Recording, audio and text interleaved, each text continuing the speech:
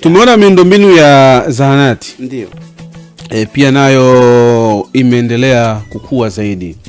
Hii kuwepo kwa zahanati na sehemu za kutolea huduma za afya pia una mchango gani pengine kwa jamii mkubwa ambao serikali amini wananchi pale wana makusudi ya kuweza kupongeza serikali kwa jitihada ambazo zinafanya? Ndugu mtangazaji, napenda tena kuipongeza serikali ya Dr. Samia Suluhu Hassan. Ni kweli mpango wa zahanati kila kijiji umesaidia sana. Kila kijiji. Okay. Sasa hivi tunazungumzia Nyali, Madumizi, Ulaya tuna zahanati.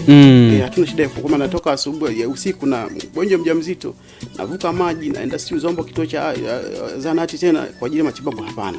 Lakini pia hata hospitali yetu kubwa ya Muhimbili. Mwanzo tulikuwa upandikizaji wa figo ulikuwa unafanyika, tunaweza kwenda India. Mtu ana shida ya figo upandikiza kwenda India. Sasa tunafanya hapa Muhimbili. Kwa mfano, kwa mara ya kwanza mwezi wa 5 mwaka huu tumefanya upandikizaji wa figo kwa njia ya matundu katika hospitali yetu ya taifa ya Muhimbili. Okay. Kwa hiyo kikweli uwezeshaji katika zahanati na hospitali kwa mkubwa mno. Vifaa tiba, wataalamu, hali nzuri sana. Hali nzuri na kasi nzuri sana. Ramadhani, tukubali pia kwenye swala mazima la serikali kuendelea kutekeleza huduma ya maji. Ndio. Upatikanaji wa maji.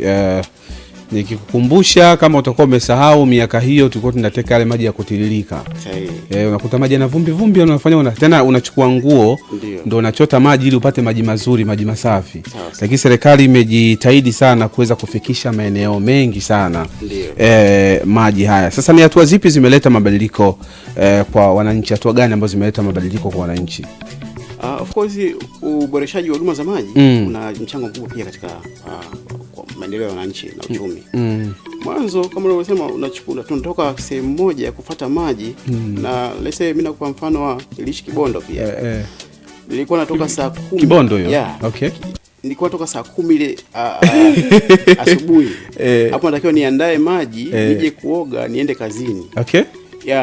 Unakaa kwenye kibomba moja ya maji ambayo kijiji kizima unakaa almost masaa 2 ndio unapata ndoo yako ikiwa na maji. Masaa 2. Lakini kwa sasa natumia muda mchache, natoka nachukua ndoo yangu hapo dakika 5-6 nimejiandaa tayari naenda kwenye shughuli za kiuchumi.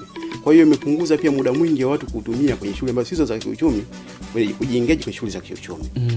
Lakini pia maji yameboresha huduma za kijamii. Tunaona tuna maji mashuleni, hospitali, hali nzuri sana.